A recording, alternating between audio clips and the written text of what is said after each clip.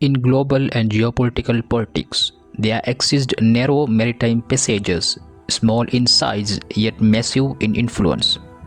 These are known as choke points.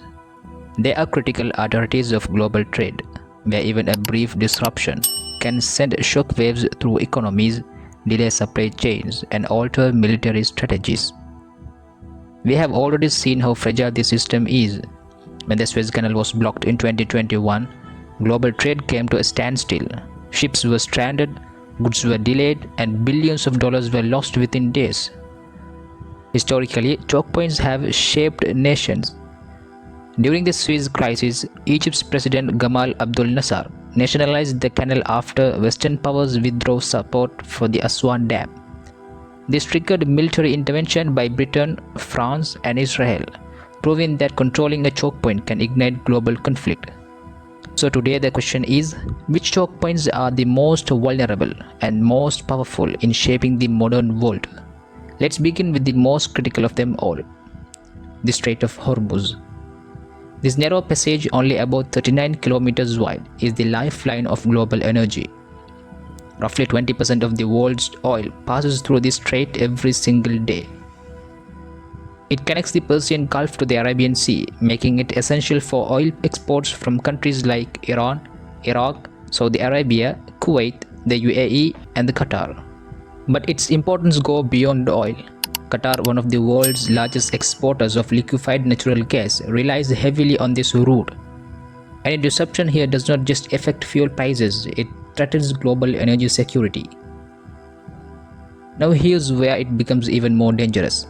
Iran is on one side of the strait and has repeatedly warned that it could block or restrict passage in response to sanctions or military pressure. In recent years, there have been incidents involving seized tankers, drone attacks, and rising naval tensions. Even the threat of a blockade can spike oil prices instantly. If this choke point were ever fully closed, even temporarily, the consequences would be immediate and severe.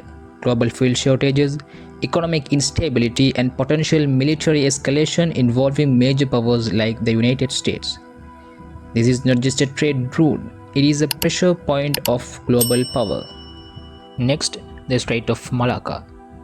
This is the busiest and most strategically important shipping lane in Asia. About 25% of global trade flows through this narrow corridor between Malaysia, Indonesia, and Singapore. It is the shortest sea route connecting the Indian Ocean to the Pacific. Now here's the key geopolitical factor. This strait is not controlled by a single global power. Instead, it is managed collectively by regional countries, primarily Indonesia, Malaysia, and Singapore.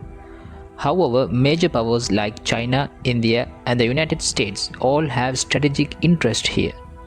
China in particular is heavily dependent on this route for energy imports from the Middle East. This dependency is often referred to as the Malacca dilemma. Why? Because in times of conflict, this choke point could be blocked or controlled by rival powers, cutting off China's energy lifeline. This is why China has been investing in alternative routes, including pipelines and ports under its Belt and Road initiative. Meanwhile, the strait is also vulnerable to piracy, congestion, and accidents. A disruption here wouldn't just affect Asia, it would ripple across the entire global economy. The Suez Canal. The Suez Canal is not just a trade shortcut, it is one of the most economically sensitive arteries in the world, handling roughly 12 to 15% of global trade. It connects the Mediterranean Sea to the Red Sea, allowing ships to move between Europe and Asia without sailing around Africa. But what makes it extremely vulnerable is its narrow, single-lane structure in many sections. We saw this clearly in 2021 when a single vessel blocked the canal for nearly a week. That one incident caused billions of dollars in losses, delayed oil shipments, and disrupted global supply chains. Even today, the canal faces risk from regional instability, especially tensions in the Middle East and the Red Sea. For global powers, keeping the Suez Canal open is not just about trade, it's about maintaining economic stability and strategic mobility. In modern geopolitics, not all strategic choke points are at sea. Some of the most dangerous ones lie on land. One of them is this Walkie Gap, a narrow stretch of land that could decide the fate of an entire region. The Suwalki Gap is a corridor of about 65 to 100 kilometers, located between Poland and Lithuania.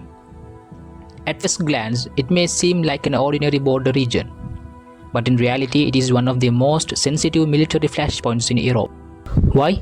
Because on one side lies Belarus, Russia's close ally, and on the other side lies Kaliningrad, Russia's heavily militarized exclave on the Baltic Sea. This means the Suwalki Gap is the only land linking the Baltic NATO countries, Lithuania, Latvia and Estonia, to the rest of NATO territory. If this narrow corridor is blocked, the Baltic states could be completely isolated from their allies. For NATO, this gap is a vulnerability. For Russia, it is an opportunity. After the annexation of Crimea, tensions between Russia and the West increased dramatically. Since then, military analysts have repeatedly warned that the Suwalki Gap could become a key target in any future conflict. Why? Because if Russia were to seize or block this corridor, it could cut off NATO reinforcements to the Baltic states within days. The importance of this region became even more visible after the Russia-Ukraine war. NATO significantly increased its military presence in Eastern Europe, especially in Poland and Lithuania. Troops, equipment and surveillance systems were strengthened around the Suwalki Gap.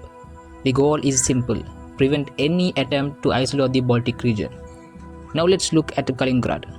This Russian territory sits between Poland and Lithuania, separated from mainland Russia. Because of this, Russia depends heavily on access routes through this region, both land and sea. The Baltic Sea plays a crucial role here. Control of access routes near the Suwalki Gap helps Russia maintain its strategic position in Kaliningrad, including missile systems and naval assets. At the same time, NATO closely monitors this area to ensure that Russia cannot expand its influence unchecked. For Lithuania, the Suwalki Gap is not just a strategic corridor, it's a lifeline. It connects the country to its NATO allies and ensures military and economic support during times of crisis. Any threat to this corridor is seen as a direct threat to national security.